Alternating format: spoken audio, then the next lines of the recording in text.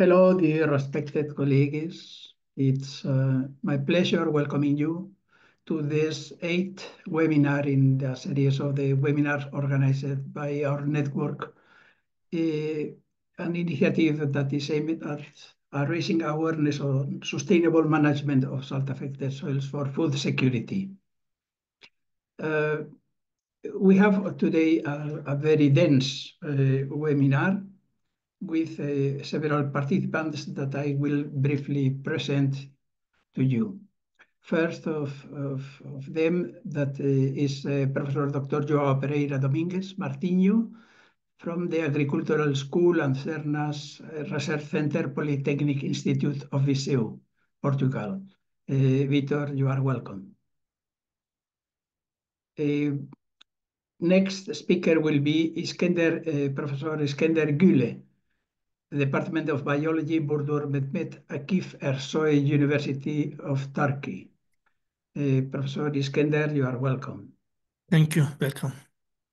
Third speaker will be Professor Dr. Yanis Panagopoulos, Department of Hydraulics, Soil Science and Agricultural Engineering, School of Agriculture, Aristotle University of Thessaloniki, Greece. Dr. Yanis, you are welcome. Thank you very much. Thank you. Fourth speaker will be Dr. Zenepe Dafku, Faculty of Economy and Agribusiness, Agricultural University of Tirana, Albania. Dr. Zenepe, you are welcome. Thank you. These four speakers will deliver their lecture and comments in 15 minutes each. And after that, this will follow a roundtable with the following experts that will be moderated by our Vice Chair, Katarina Negasp, Dr. Katarina Negasp, Institute of Vrije University in Amsterdam. These participants in the roundtable will be Joé Macario Correia, Associação de Regantes do Sotavento Algarvio, Portugal. Joé, José, you are welcome. Tiago Brito Ramos, Baretec, Instituto Superior Técnico, Universidade de Lisboa, Portugal. Dr. Tiago, you are welcome. Thank you. Dr. Nadia Bazzigina, Dipartimento di Biologia, Università degli Studi di Firenze, Italy. Dr. Nadia, you are welcome. Dr. Aysegül Akpinar, Department of Park and Garden, Vocation School of Technical Science Plants, Bursa Uludağ University, Turkey. Dr. Aysegül, you are welcome. And after finishing this roundtable, our coordinator in FAO, Dr. Maria Kuniskova, will make a report of the roundtable. So now there's a webinar that is a webinar organized by the network in collaboration with the Action Cost Sustain. It has most of the speakers are very active in both activities, and then so I will introduce to the first speaker, Professor Dr. João Pereira, that will deliver his lecture on soil salinity in Portugal views from Portuguese local authorities. Dr. Victor João, the floor is yours. Thank you very much, Horst. I will share my, sorry.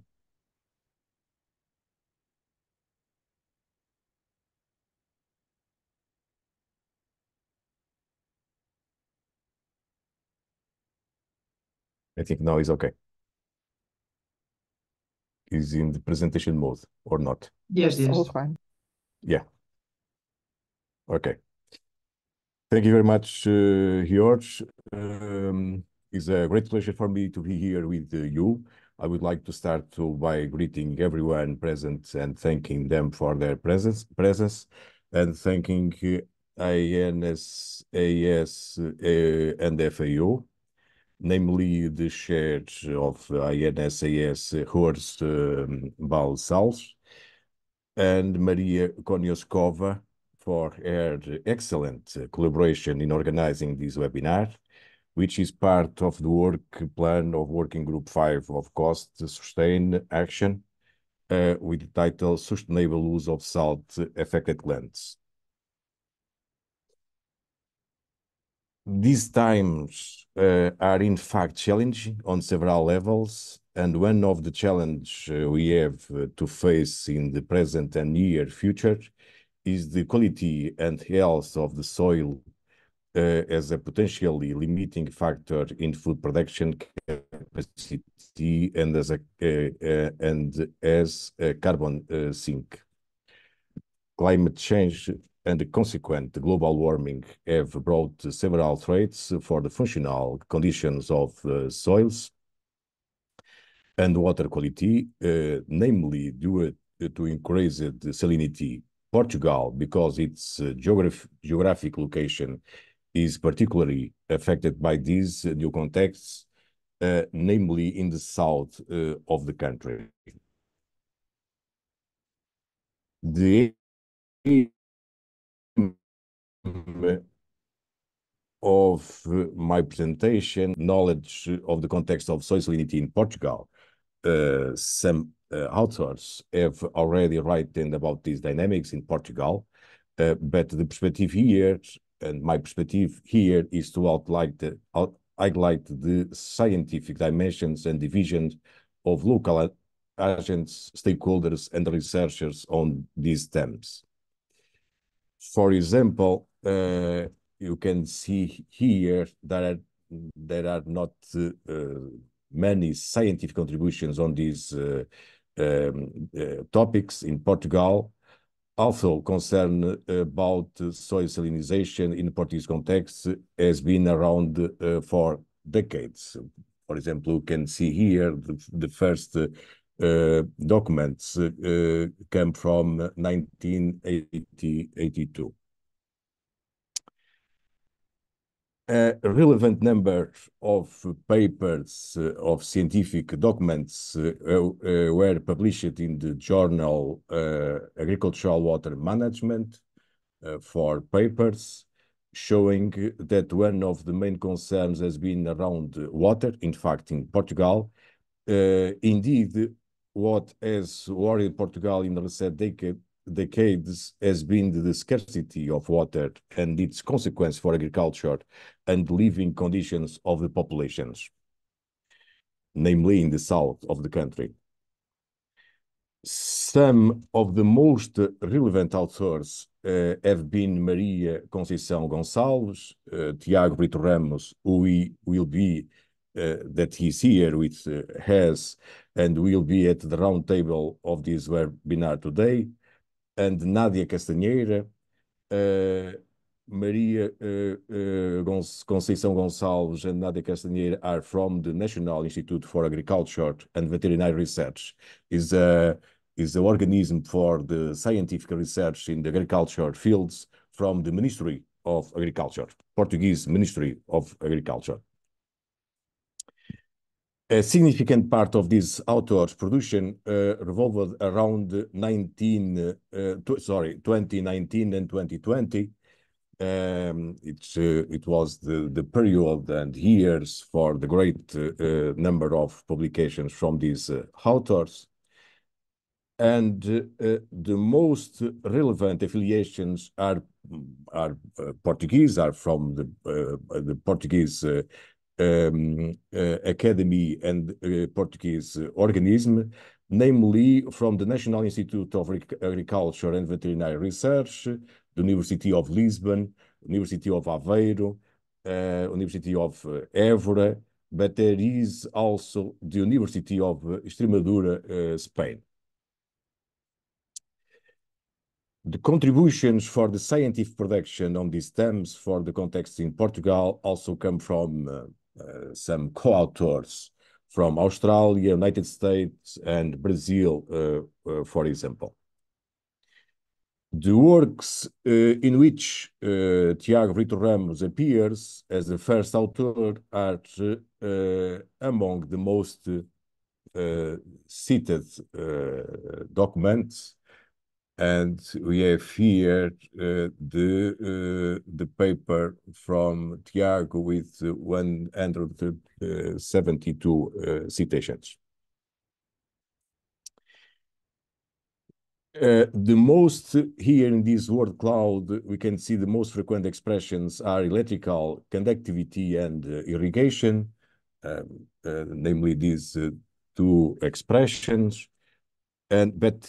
But there are other keywords, if you want, that appear in these documents, are frequent or are the most frequent in these documents, and these, in fact, for example, climate change, solute transport, water quality, leaching, Mediterranean region, soil amendments, agriculture, and organic carbon are, for example, other keywords or other expressions that appear in these scientific documents.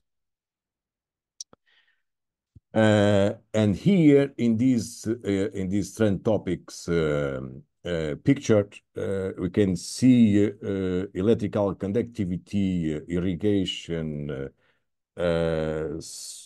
and solute transport are old topics, are topics that disappeared in the most recent years. And salinization, salinity, and climate change are, in fact, emerging topics in these domains. Here, from this thematic map, we can see irrigation, salinization, water quality, and climate change are important topics and well-developed topics. This is in the motor terms, is in the right upper side of the thematic map. In the right bottom side of the map, we can see application. I think, sorry, I have here some, okay. And we can see application of fertilizer, Mediterranean region, and electrical conductivity are basic terms, are also important topics, but still need to be better developed. And in the left side, in the bottom, we see, for example, agriculture productions and agricultural productivity are emerging or declining topics, maybe are, I think, more declining topics than the emerging topics. This is only my opinion for now. And in the upper left side niche terms, we see topics related with water and soil pollution and the digital transition are still very specific and niche topics. And this is, for example, a point that could be explored in future research.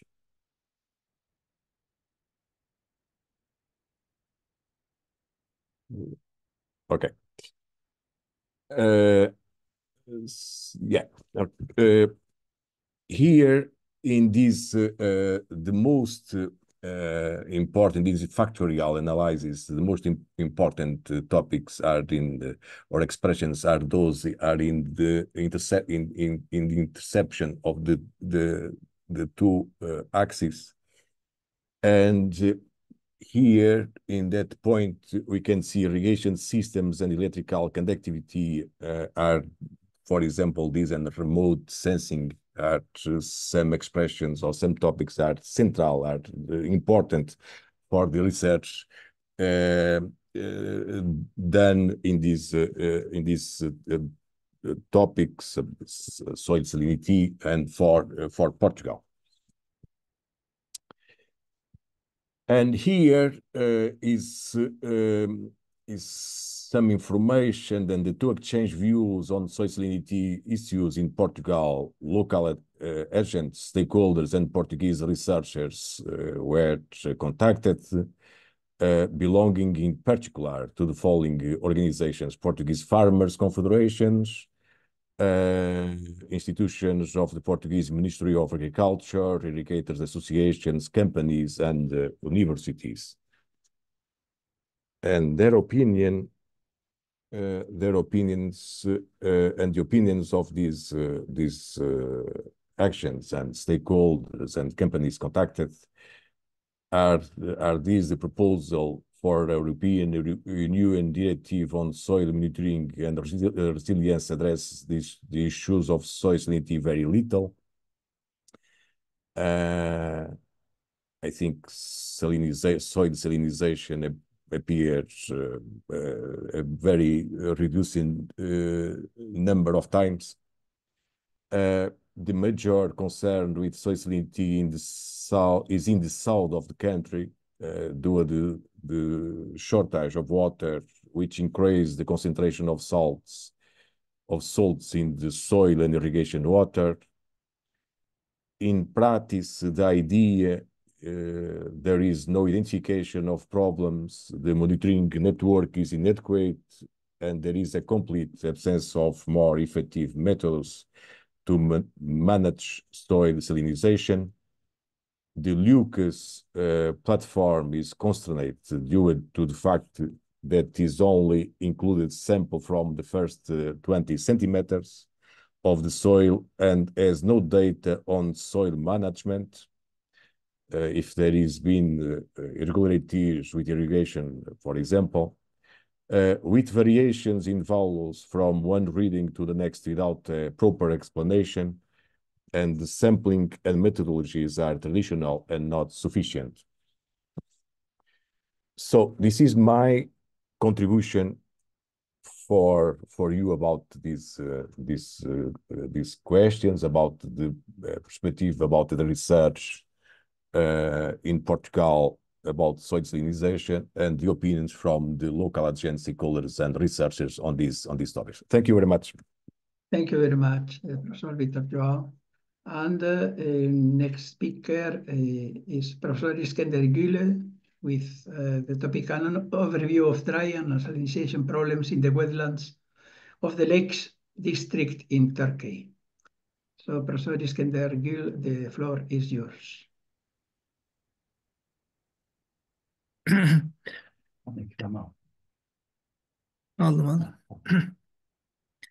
Thank you, President. Hello, everybody. Good afternoon, good evening, everyone. I talk about inland wetlands, dry and salinization about in Turkey. In my topic, an overview of drying and salinization problems in the wetland of the Lakes district in Turkey, where the Mediterranean climate prevails, causes and consequences.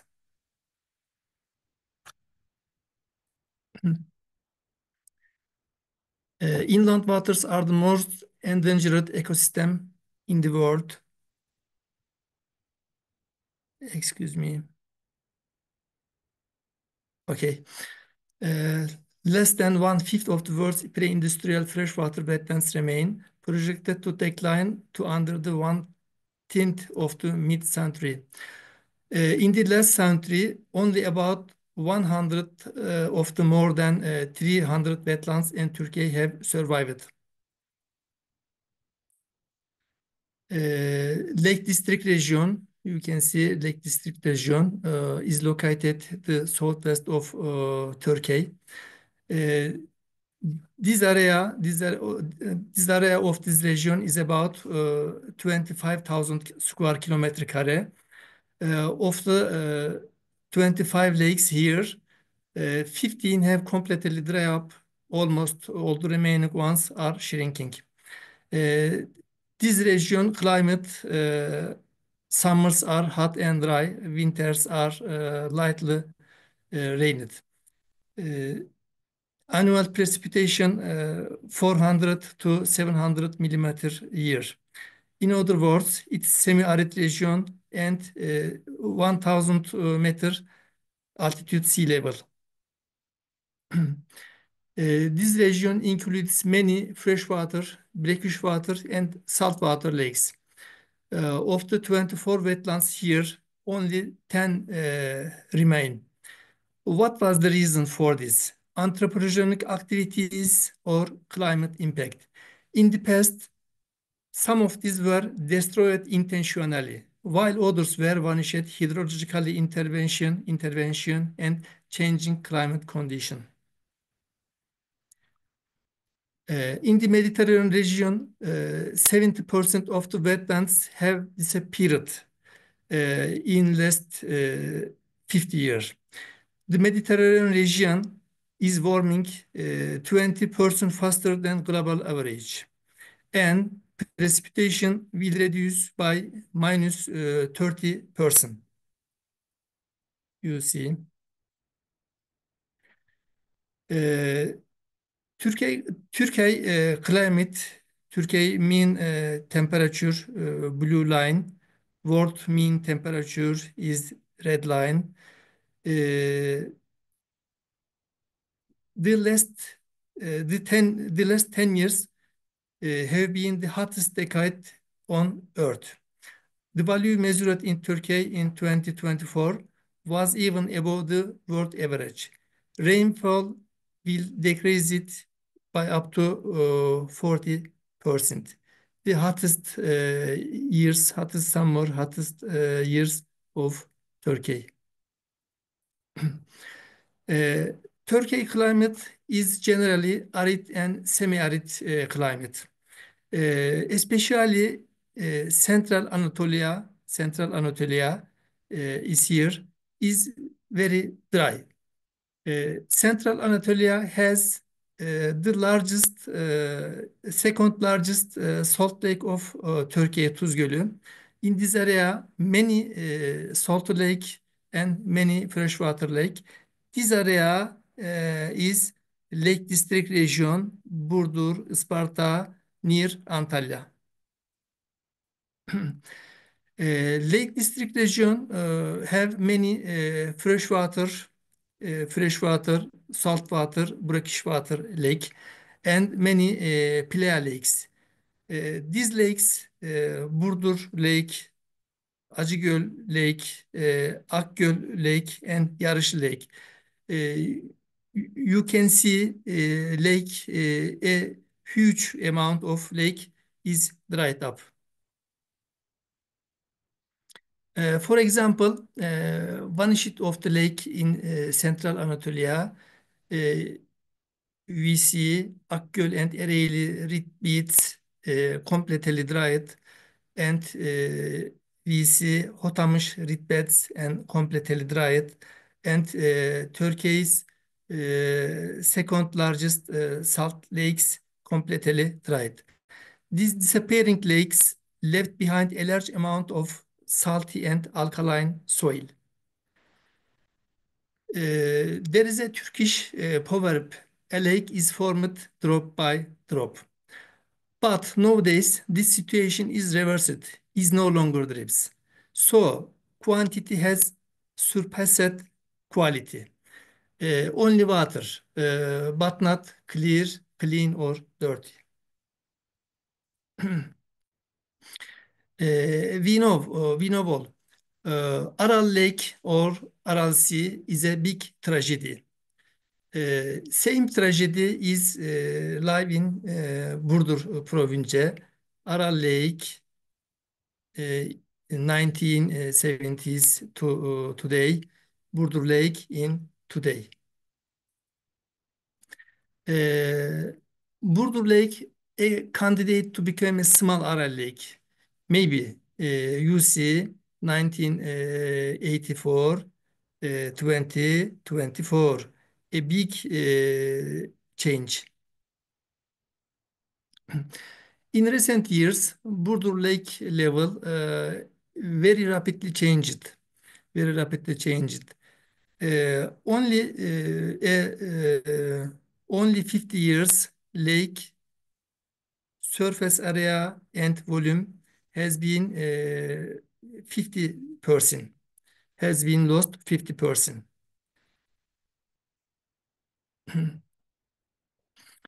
How did we get to today? You see Burdur Lake underwater recent times, desert, desert, desert, desert. The increasingly shrinking lake levels behind a lot of barren salty and alkaline soil.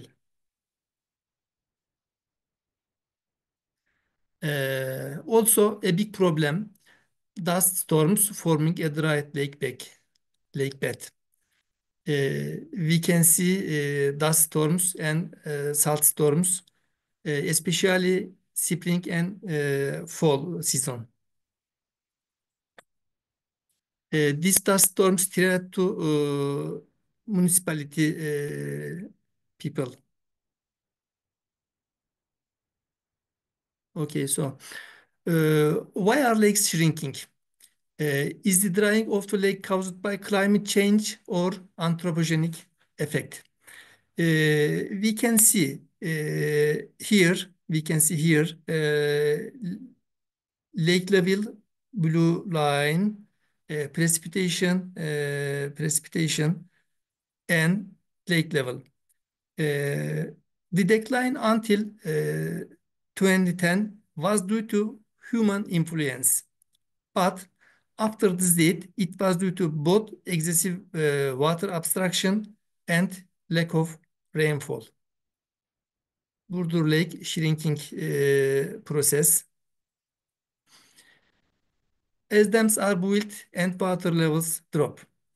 In Burdur Lake Basin, approximately 30 dams and ponds have cut off almost surface flows. This structure hold up to 200 million cubic meter of water every year. And every year the take gives a negative budget of 65 million cubic meter. On today, the lake level is very dropping by 50 to 60 centimeter every year. Many dams constructed last 50 years. In last 10 years, all surface runoff has disappeared. All spring, all river, all stream has been lost. There are dozens of dry up stream beds. We can see Burdur Lake level, blue line. We see here dams construction and water volume. Dams and reservoirs cut off all surface flow. We see that the lake loses water as dams are built. Also, another reason for drying, underground water excess abstraction. 10,000 artesian in lower basin and 30,000 artesian in entire lake basin. As a result, the water table rapidly dropped and springs dry up. We can see numerous water wells, symbolized pointed colored dots. About 80,000 are seen here. Only 80,000 are seen here. We can see artesian borehole, many artesian borehole in everywhere for farming irrigation. This level in last 50 years minus 21 meter dropped. Very tragic. Where is the water? Or cart or livestock? Or cart or livestock in entire basin basic economic activities. 20 years ago, we are only talking about quality water. Today, we are talking about quantity because we don't have water. A general example, Burdur Lake sub-basin crop pattern. We can see solid line shows animals numbers and columns shows different product. attention, maize and alfalfa production very rapidly from 2010. We can see maize and alfalfa production. As a traditional small livestock production has been replaced by cultured large cattle breeding. The pressure on water resource has increased. For this reason, animals increase, forage production increase, animal increase, forage reduction increase. Evet. Where is the water? The cow drank it. Our choices determine our future in Burdur province. We can see very dry land, irrigation pipe, and we raise maize for silage, intensive maize farming in Lake Basin for silaging. There is a big dilemma. The climate is dry, but farming is bad. Everywhere is changing so fast. Very tragic. Karataş Lake in Burdur Basin, completely dry 2020. We can see carp in 2020. Here, ship in same lake. Here, ship in 2022. Another example, Akgöl in Lake District region,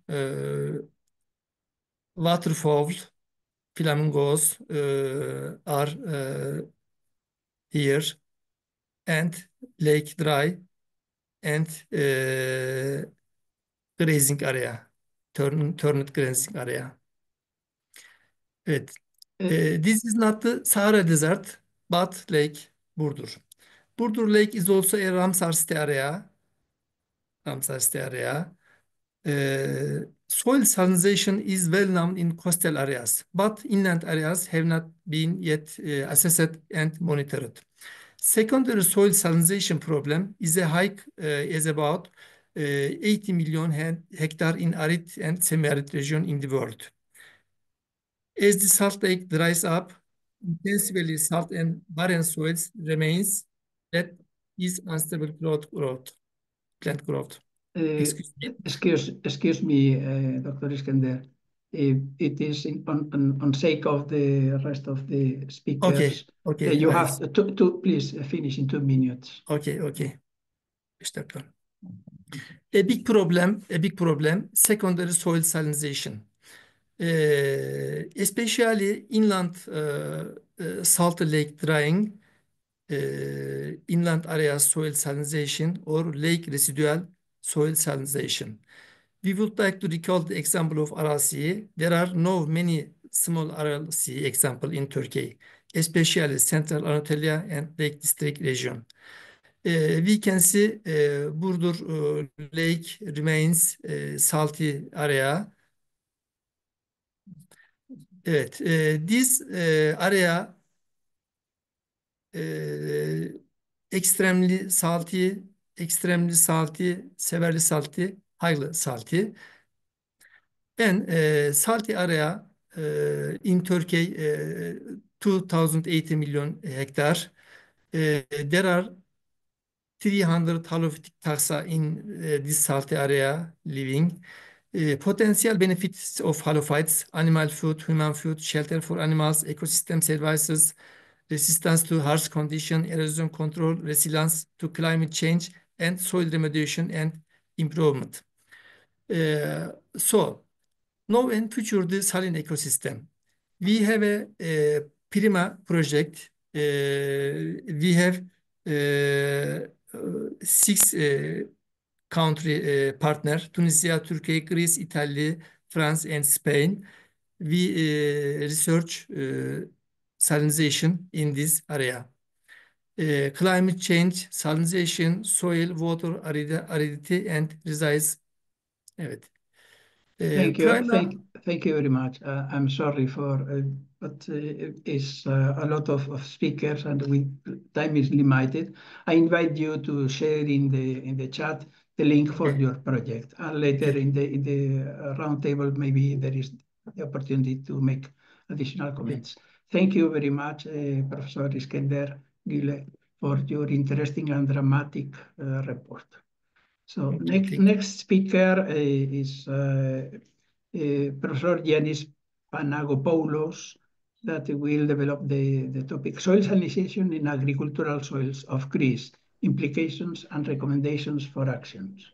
So Professor Yanis, the floor is yours, and you have 15 minutes.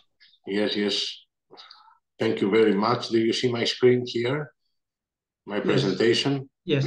Okay. Thank you very much for the invitation, first of all, and for being here.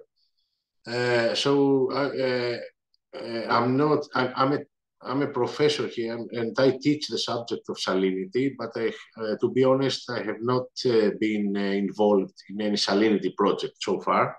I would like to, of course. So my presentation will be more general than the previous two.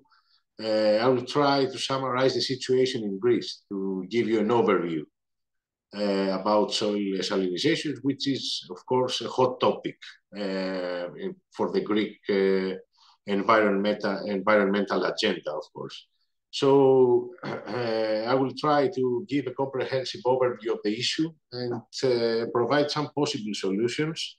The most realistic, all of us, I think that we know about solutions that are reported in the literature, but we will try to focus. I try to focus on the most realistic, what is really needed for the country, and we'll try to communicate it to you, of course. So the soil salinity is the accumulation of soluble salts, of course, in the soil, and is measured as electrical conductivity. The threshold of 4 decisiemens per meter usually indicates salinity problems. So the two types of salinity, as we all know, are the primary and the secondary. The primary is the natural, let's say, mechanisms that cause salinity from the salts are developed from because of natural processes, including transport from parent material and geological processes.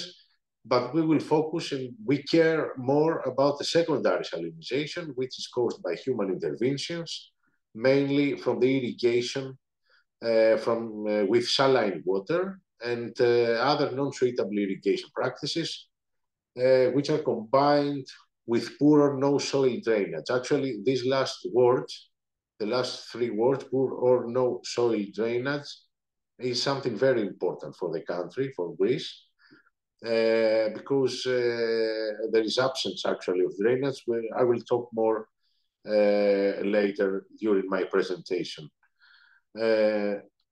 So the agricultural sector in Greece is a very critical part of the economy.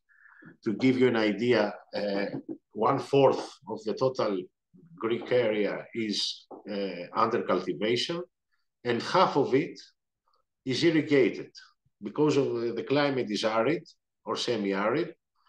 And during the summer period, the dry period, the only way to cultivate is to find water and apply water to the crops. So soil salinity is prevalent in coastal areas and river deltas, but also in regions with intensive agriculture, which are located in the inland, actually, not only close to the sea.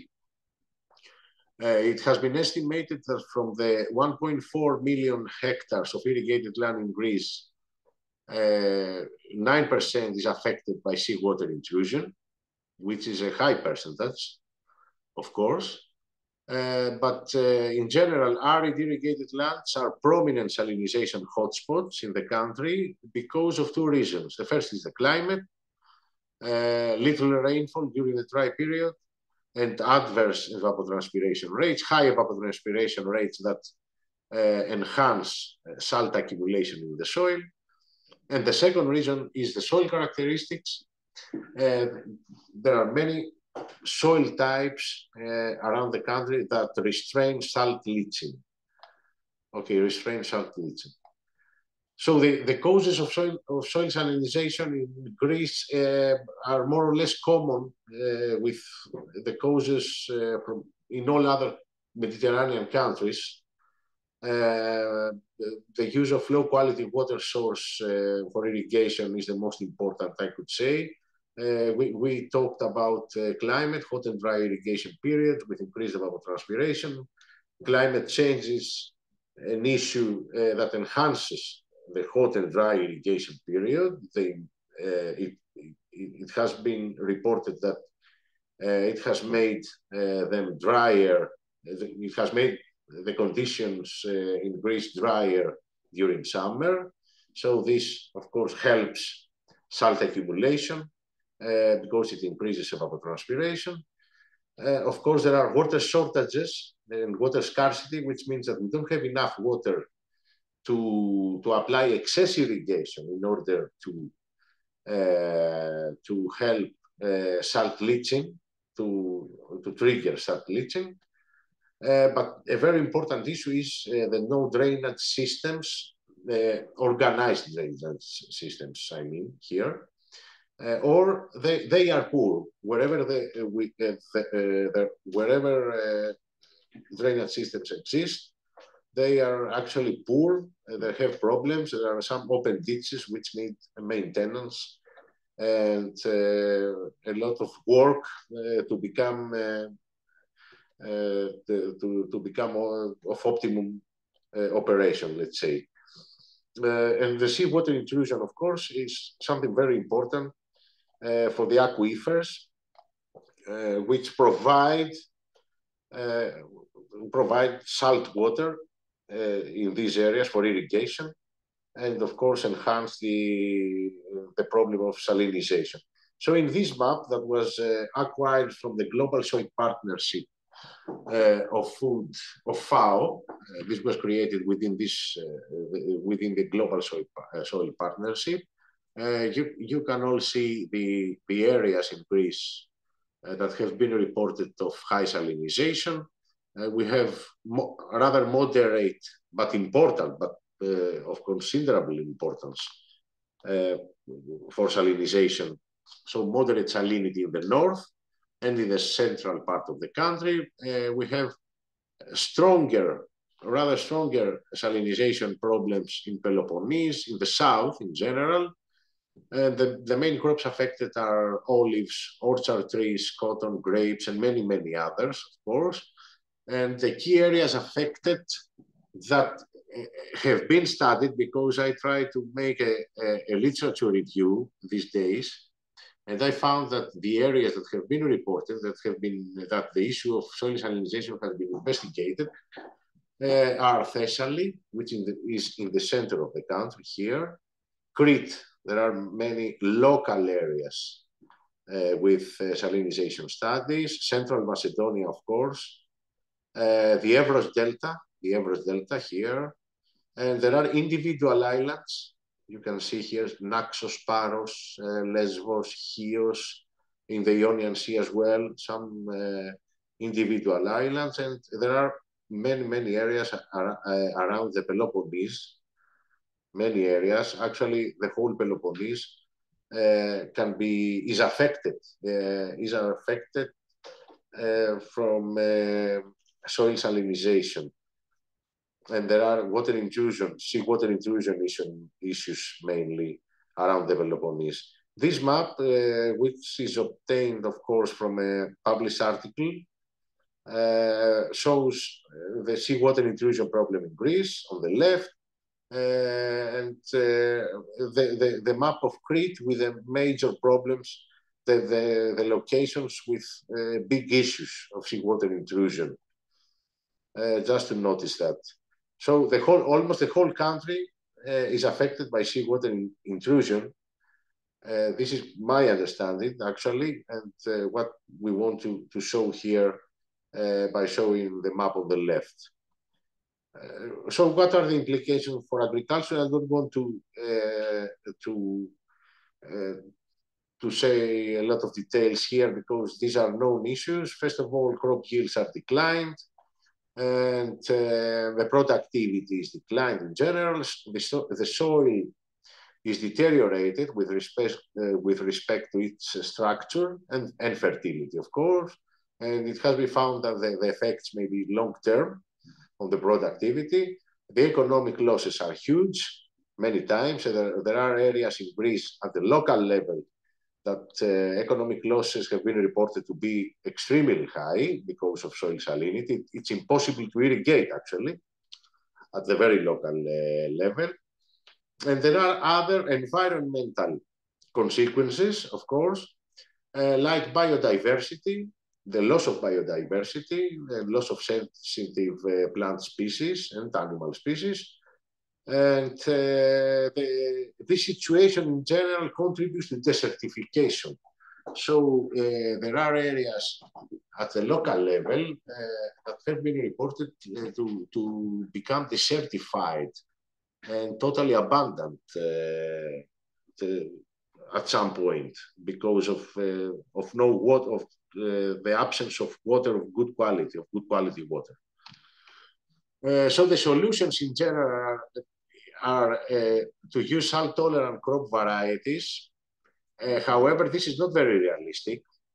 It's a common type of solution, but it's not very realistic. It's not possible. There are some socioeconomic issues, as we understand here. So it's not that easy to convince farmers to change their crop systems. Actually, from an economic point of view, and because of the subsidies from the EU, this is not, let's say, this is not allowed, actually. So other solutions could be to follow organic farming practices, to use calcium to leach out exchangeable sodium, to use freshwater transport for irrigation. Okay, in theory, because in practice, this is not very realistic as well. In Greece, it's not that easy to find fresh water. It's an issue, as always. Other measures, such as desalination, for example, of irrigation water, are very expensive.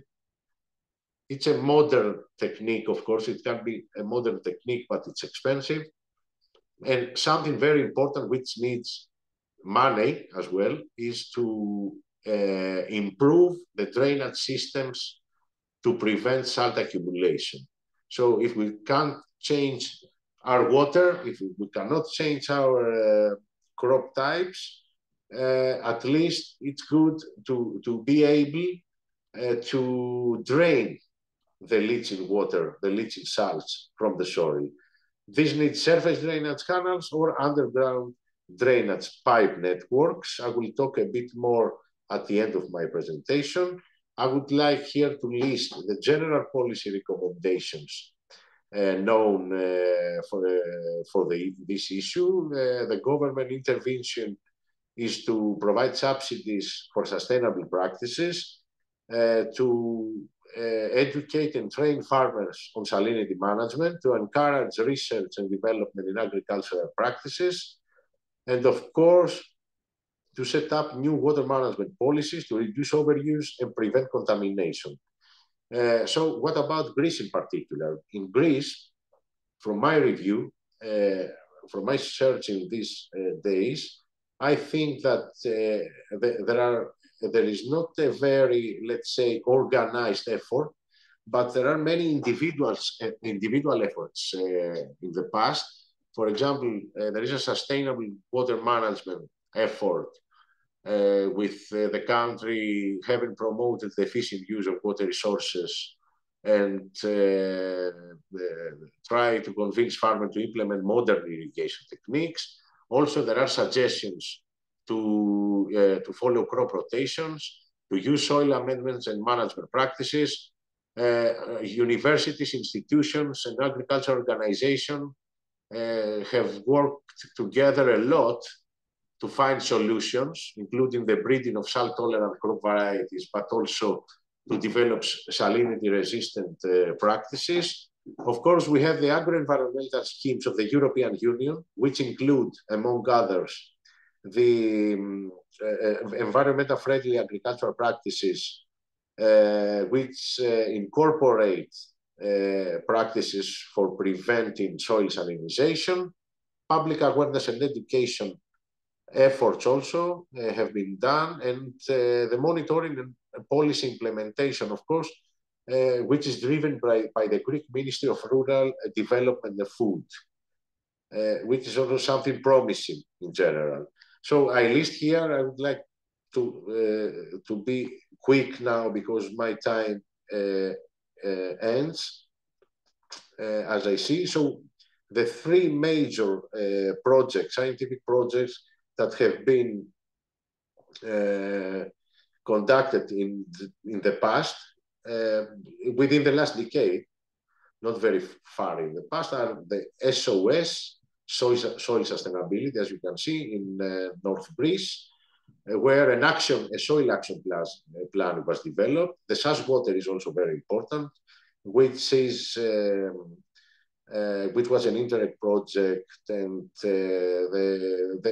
many strategies have been developed in the northwestern part of Greece, and the RECARE project, an FP7 program with a case study from Greece in Crete, where the novelty here was that there was a participatory approach followed, and farmers were being involved in the suggestions provided for soil salinity amelioration, and they assessed various management strategies. So here, excuse me, I went back. Legal measures, there are some laws and ministerial decisions. I would like to draw your attention to the second, which is the Code of Good Agricultural Practices. In general, when we recommend good agricultural practices to the farmers, we include, among others, soil salinization is part of these practices, soil salinization, and there are, of course, other laws. And to conclude, there are 4 pillars for recommendations for actions in the country. From our work here, we think that there are 4 pillars. The first is to implement laws and ministerial decisions, to check that there is compliance, to check for compliance, to avoid delays in good farming practices implementation, to enhance rational irrigation in coastal areas, for example, to stop illegal boreholes all around the country, the coastal area, which is something very important. So the first pillar is to be sure that laws and ministerial decisions are implemented. This is very important. The second is to improve the soil drainage systems, to maintain surface drainage systems. You see some of them on the photos here on the slide. Of course, this needs some economic resources. And the second would be in the plains, in some local areas, to develop subsurface tile drainage, if possible. And I finish with the last 2 pillars. The third is the continuous monitoring. It's important to assess regularly the soil and water conditions of the country.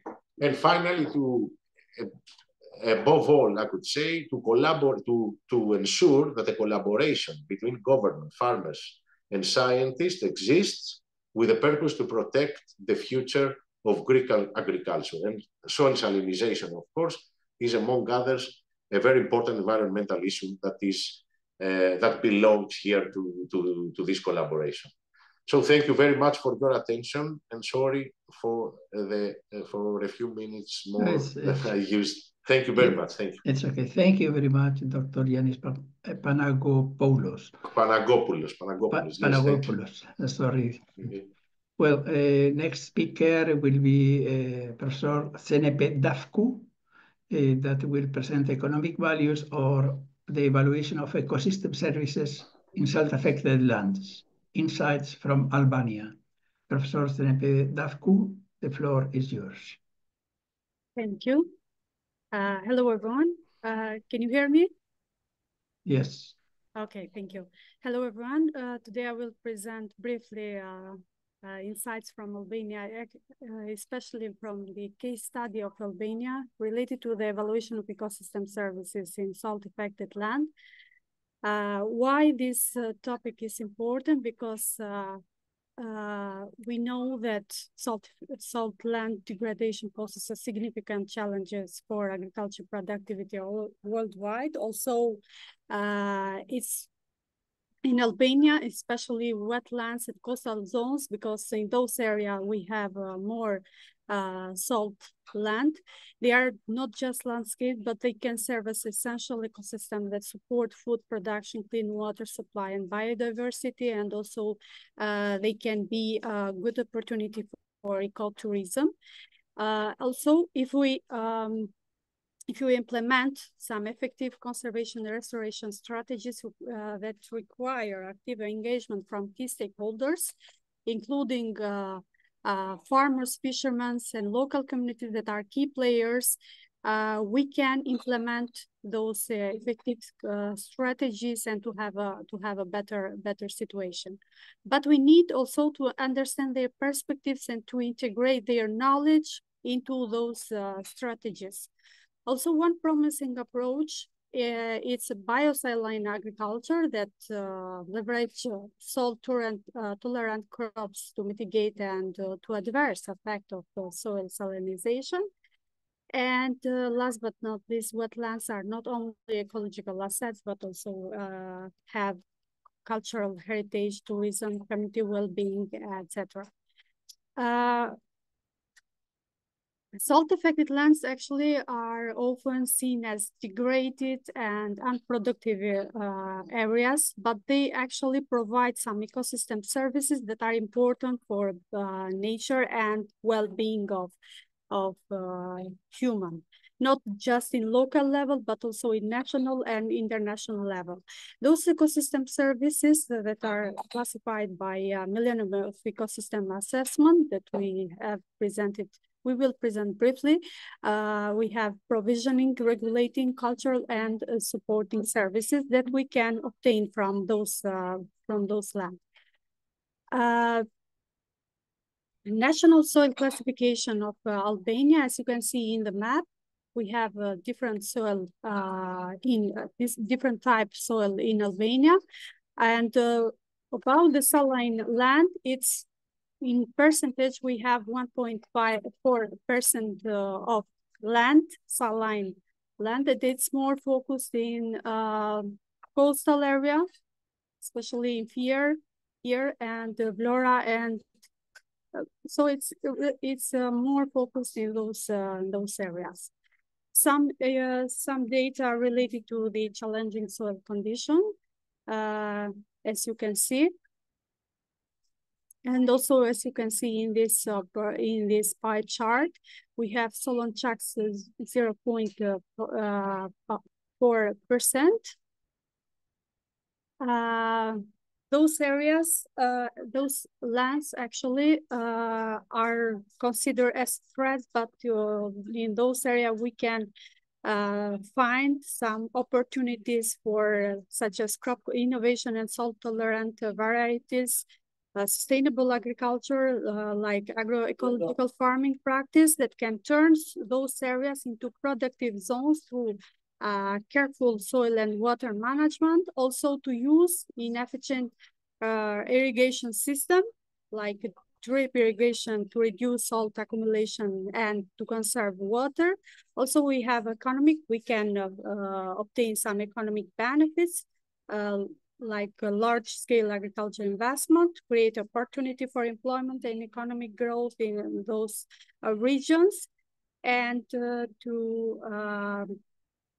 create some initiatives related to the agritourism. Also, we have the other aspect that's related to the environmental restoration. The reclamation of salt-affected land can help to restore ecosystem balance and to support biodiversity and improve land productivity.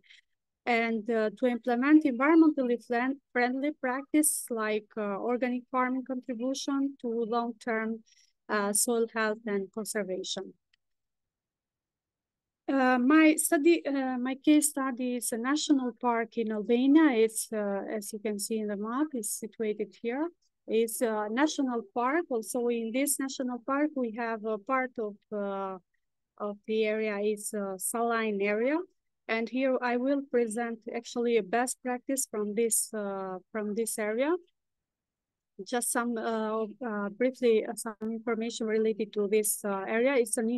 It's an important area, actually, not just locally, national, but international, because it's also a Ramsar zone. Here we have a lagoon, we have a wetland, and also it's an important zone for the water birds. We have pelican and the other birds here. As we know that national parks are divided in different subzones for better management and the administration. I'm not going into details. Main resources of income in this area for the local communities comes from agriculture activities and farming. And as you can see, also the land use, the 63% of the land is agriculture. So the other source of income for local communities in this area is livestock raising, like cattle, sheep, goats, pigs, and horses. Also, we have from fishing.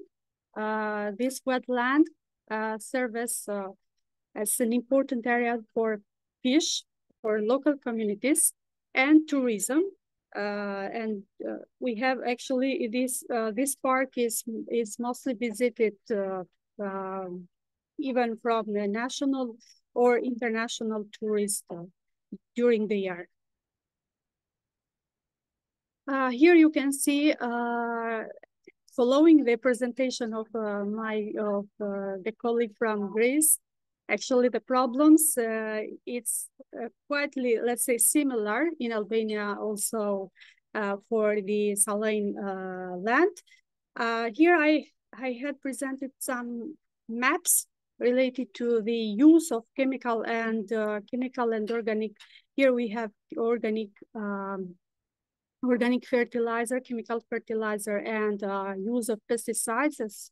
As you can see in the map, we have a lot of use of pesticides and chemical fertilizers, and especially near to, as you can see, they are also near to the lagoon. Before going to present to you the good practice from Divyaka, allow me to say some words related to the different methods of evaluation of ecosystem services. In literature, we have different methods, but in my case study, I have used contingent valuation method that is more appropriate for the countries. Albania is a developing country. The contingent valuation methods consist on the, you ask the respondents about the willingness to pay for the ecosystem services conservation or preservation. Now I will present you the good practice that is from this area. As you can see here in the map, here you can see the location of this farm. It's a farm with pomegranate and goji berries. And it's an investment actually in total in saline area. So here, as you can see in the map, this area is totally saline area that we have this farm. This farmer has this area. It's about 250 hectares with pomegranate, as you can see here in the picture. The cultivation of pomegranate and goji berry, but it's mostly cultivated with pomegranate. Which are the, let's say, socioeconomic benefits of this farm? We have employment in employment aspects and agritourism. Employment, this farm has employed 30 employees in full times, seasonal workers, and future potential. just to be on time, we have also the agrotourism opportunities, because this farm has a plan to create also the agrotourism as such as guest house, etc. Also, we have environmental benefits. This farm has some environmental benefits in terms of reduction of soil salinity, as they are using innovative irrigation and drainage systems. They are using also a reservoir with the 2,050 meter cube capacity to ensure efficient irrigation, and also to minimize water waste through drip irrigation system. Also, they applied organic fertilizer to improve soil health and long-term fertility, and agrotourism initiatives to encourage the preservation of local biodiversity. So, in this aspect, this area is, let's say, it's a good practice, and actually the producer has produced those, especially pomegranate, and they export it especially in Europe countries such as UK, but they face some problems related to the cultivation of pomegranate, and they are doing the studies to apply and to plant olives on the other surface, because the total surface of this it's around 1,100 hectares of agricultural land. Yeah, that's all. Thank you very much. Thank you very much, Professor, for your kind presentation. And now it is my pleasure to transfer the coordination of the meeting to our Vice Chair, Professor Katerina Negas, that is as well the chair of the Action Cost that most of you are members of. So Catherine, Kate, the floor is yours. Thank you very much, Jorge. Can you hear me well? Yes, perfectly. Okay, perfect. Thank you very much. We will be now moving to our roundtable, and I would like to introduce our participants. We have José Maria Macario Correia from Portugal. We also have Tiago Brito Ramos from Portugal. We have Nadia Bazihizina from Italy. And we also have Aysegul Akpinar from Turkey. I hope I pronounced your names correctly.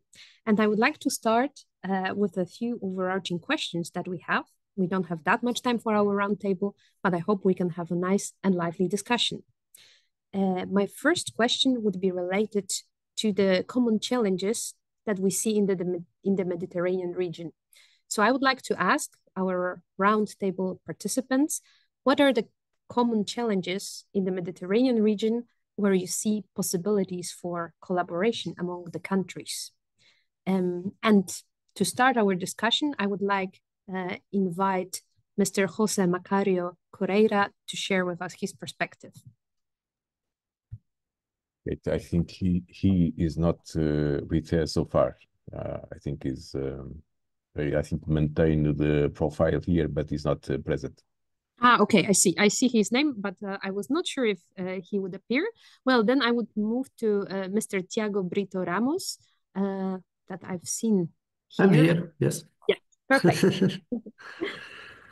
So, about the common challenges of soil salinization in the European region.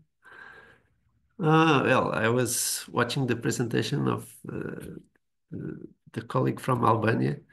You know, in Portugal, our soil salinity studies started long ago in the 1970s with the characterization of marshland areas, exactly for conversion to agricultural production, like the colleague was showing. But that idea was dropped soon after, because it's like this. And only recently, soil salinization has started becoming seen like a soil threat and considered the land degradation process. Before it was just well, an inconvenient. But with this, but since the study started long ago, we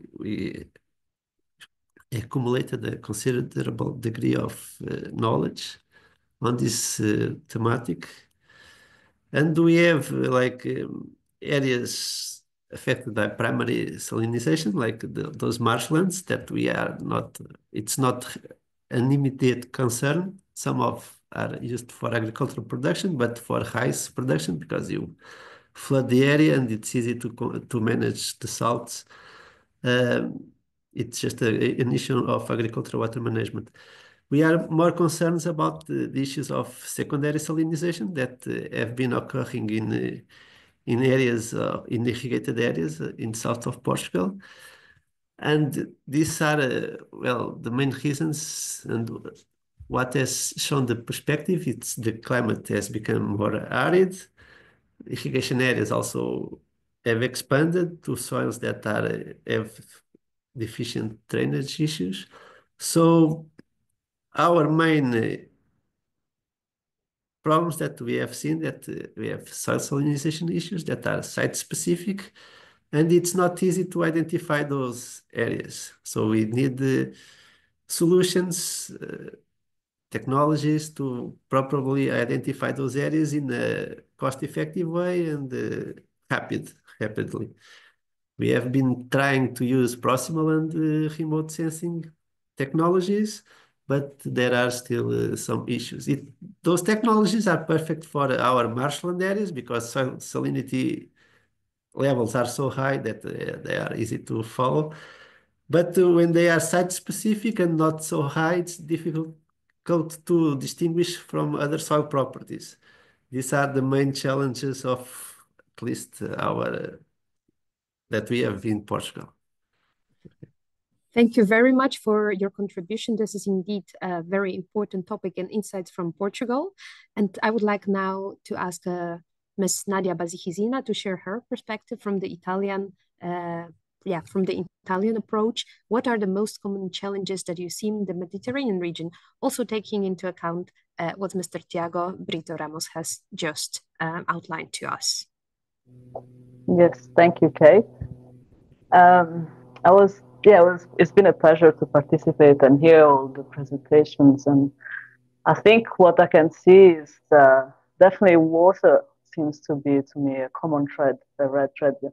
And if perhaps understanding how to manage water, that could help also the management of saline regions. Because here in Italy, at least talking with some farmers in the coast, they were like, before at least we had saline water, now we don't have even the saline water. So I think the management, the selection of the correct crops could be helpful to understand or avoid the issue of salinity and water scarcity together. I see them linked with each other. And as well, talking to farmers, the changing crops and, the shift in, that is another big, of course, it requires a lot of support, I think, also from a policy level. I think they need support if we need to shift to better crops and also identification, say, they might think they might have an issue with salinity, as Tiago said as well, but again, picking up the issue early on and then trying to manage it and mitigating it, that is a critical process. But definitely, I think there is a lot of preoccupation from the state, like farmers, farming communities and all the people. It is a big issue, but I think they are trying to understand how to do it as well, like the process of, training, providing all the knowledge that is needed as well. So definitely to me is that the support from a political level as well for all of these activities. Thank you very much for sharing this perspective. So here, next to identification and mapping, we're also adding water perspective, we're also adding plant perspective, and bringing as well the policy level, common policy taking into account the different frameworks and instruments, but also farmers who are dealing with the salinity on a daily basis. And I'm just checking if our fourth discussant is here, Mr. Aysegul, but I'm afraid that I don't see him currently in the meeting. So I will move to my second question, which actually relates very much to what you have already mentioned, so the policies, and namely policy recommendations. So if you were to pick one policy recommendation for the region, and we have heard quite a few during the presentations today, what would it be? What would be the golden policy recommendation advice that you would focus on? I can. About policy, I think for most of you in the European Union may be aware of the soil monitoring and resilience directive that is to be implemented, and this will require the building a effective network of for monitoring soil issues like soil salinity. What I can say is that what we have now is hardly effective for this issue.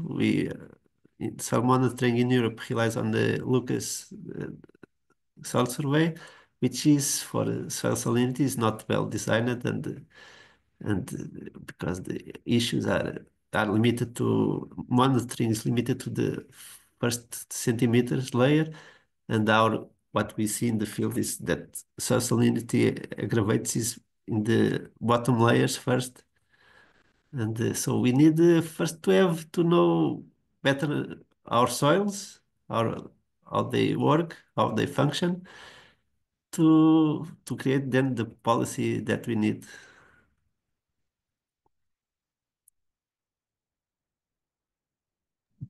Okay, thank you so much for sharing that and the insights that you collected here. And Nadia, perhaps your perspective as well? Yes, yeah, this is a good point. Soil monitoring is very, very important. And as well, I think policy on water management. And I think this is a critical issue here in Italy because it becomes also a contention point. And for irrigation, there's different needs that need to be matched. But that perhaps could be something like improving that and I guess matching that with, and maybe having some policy. I don't know, but yeah, I think regarding water management, to me, that would be, seems to be a critical area that needs sustainable water management. To understand how to do that, that as well could be an additional aspect to consider. Okay, thank you very much. So again, taking into account monitoring, water, perhaps also plants and agriculture. Very good points here for the future policy actions and policy advice. I'm also checking if our participants have questions that they would like to ask for this roundtable, but I don't currently see any related to our discussion. Yes, okay, sorry. Yes, it's in there responded because it's noted, so you can see it. Or I can read it out. Okay, perhaps if you can read it out, that would be great because I have a lot of. Yes, how do you see the funding level, the funds for research going on to develop new methods in order to mitigate soil salinity issues? Thank you very much. So looking into funding opportunities and funding levels.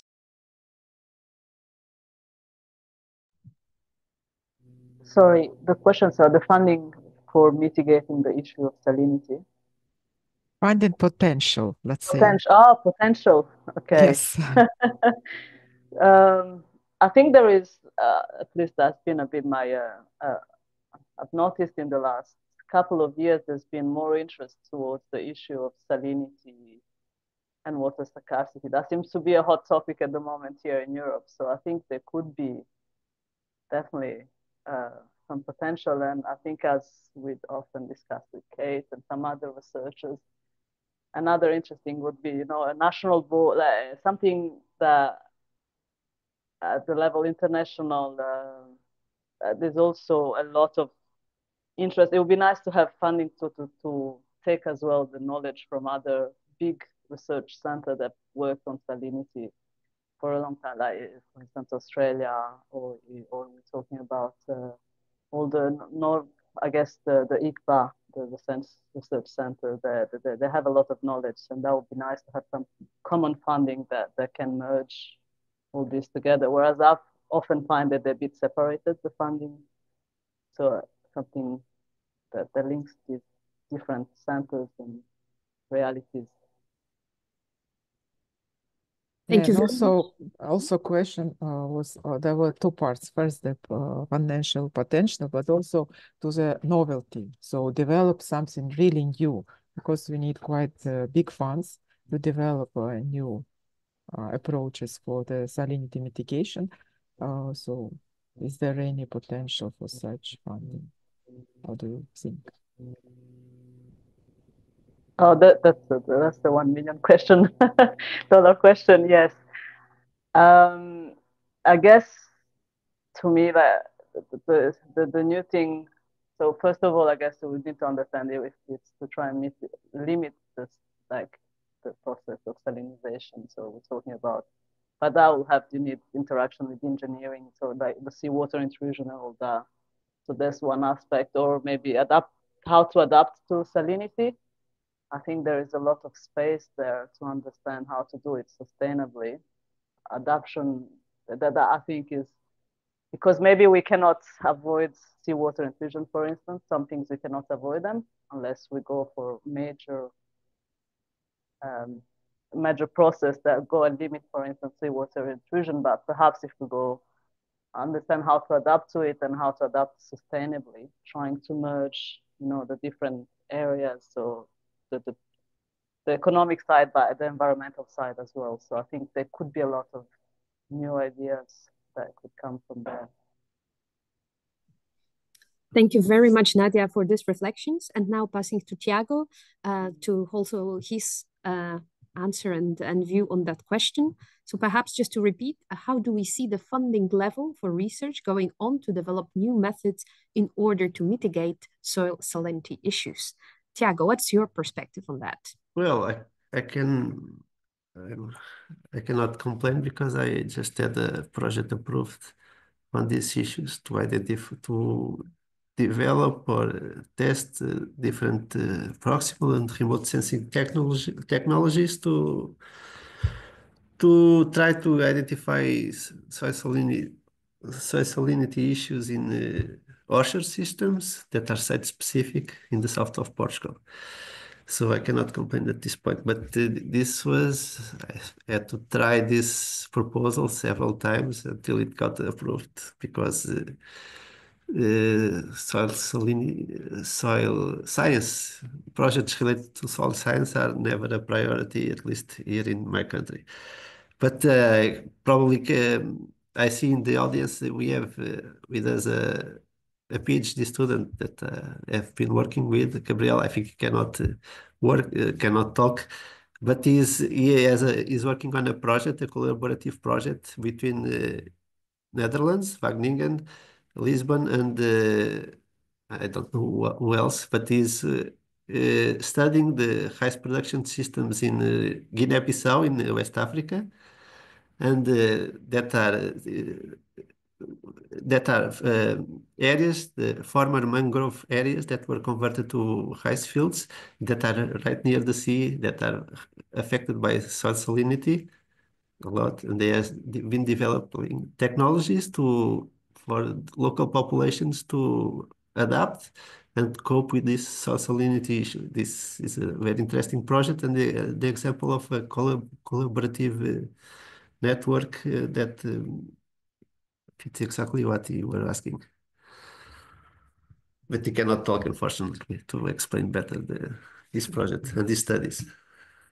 Great. Hopefully during the next webinar we can then... Yes, you can invite him. Yes. Exactly, and about funding opportunities.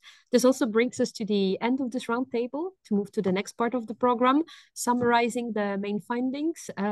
We need some more collaboration in terms of policies, policy instruments, especially in terms of identification, monitoring, water frameworks, and also, common voice in the Mediterranean region as it comes to soil salinity. We also see that there are more and more funding opportunities for novel approaches, and that some of them are being granted just right now, people starting new projects, so very promising. And with this optimistic message, I will pass to Maria Koniuszkova to take next part of our webinar.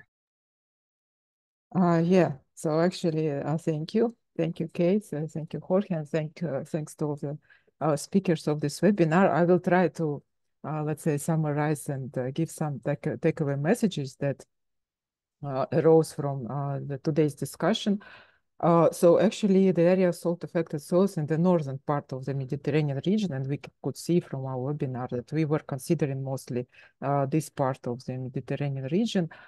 It is traditionally considered as to be quite minor. So this threat of salinity is not considered very acute in this part of the Mediterranean, especially relative to the global areas of salt-affected soils, and also comparing to the southern part of the Mediterranean, where this issue, let's say, is more widespread and more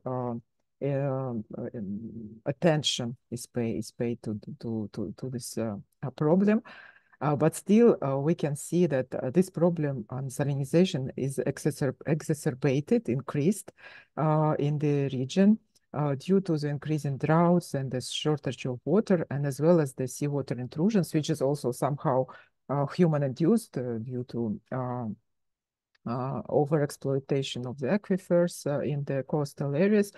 And we could see it from the examples from Turkey and Greece that this is a growing issue in this northern part of the Mediterranean. Also, we from the discussions of today and the presentations, we can see that this issue is has very much in common in different countries of the regions So, which means that actually all the solutions that can be proposed and developed for the region can be quite well harmonized. And also, it seems that still this problem of soil salinization and solidification in the northern part of the Mediterranean seems to be overlooked, especially by the policymakers and the existing monitoring systems. It also can be due to the fact that the existing monitoring systems do not allow to adequately assess the spread of salt-affected soils and assess the severity of the problem. Following the recommendations that were proposed by different speakers, I would summarize them as following. That first, the soil and water salinity should be for sure measured in this northern part of the Mediterranean region, and the sampling and methodologies should be updated and adjusted to the specificity of salt-affected soils, which means that actually the depths of measuring should be increased up to 1 meter, because for these soils, due to the movement of salt, it's important to monitor the deeper layers of soil, and also it should be joined with the measurement of water salinity. As soon as soil and water in this case is very much related to each other, then apply the practices and facilitate the application of the practices which help to mitigate the effect of salinity and acidity, and which help to adapt to salinity and sodicity. Among them is the use of the crop soil and crops, desalinization of irrigation water, deep plowing and improved drainage system so that to improve the leaching of salts from the topsoil. One more recommendation is other recommendations are educate and train farmers on salinity management, increase the subsidies for salinity management, improve the compliance and fulfillment of regulations, which are adapted, adjusted, and take into account the specificity of salt-affected soils. It was also discussed that the shifting of farming systems to the let's say, hollow feed agriculture, or to the agriculture which is more adapted to different crops, is a big challenge still. So it is quite highly recommended, right, by the people who, let's say, the scientists. But still, it can be a good solution, but quite difficult to implement, and it's much to do.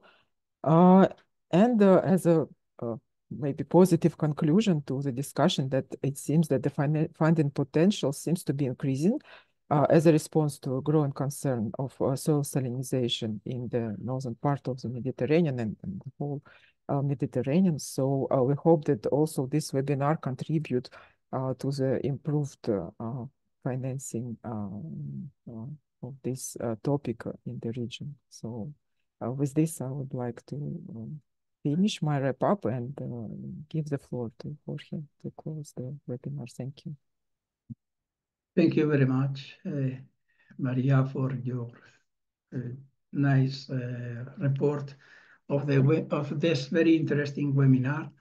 That I want to congratulate to all the participants and speakers in and the participants in the roundtable.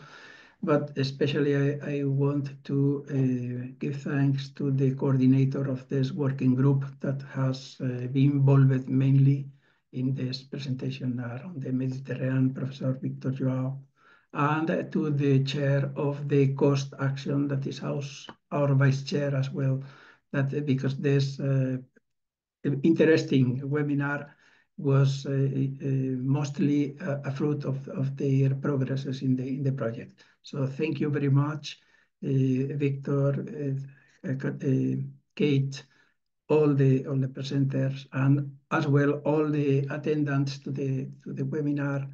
That because in this way you make us feel that our work is useful for in sake of the correct management of salt-affected soils. So thank you, all of you, and I hope to meet you again during the next meetings that we will have with occasion of the webinars. Next webinar will be on Tuesday, and we'll be dealing with a model that is called SolMed. Thank you very much. Congratulations to the participants, organizers, and the speakers of this successful and very interesting webinar. All the best. Thank you. Thank you very much. Bye. Thank you. Bye. Bye-bye. Thank you. Bye-bye. Bye-bye. Thank you. Thank you. Bye-bye.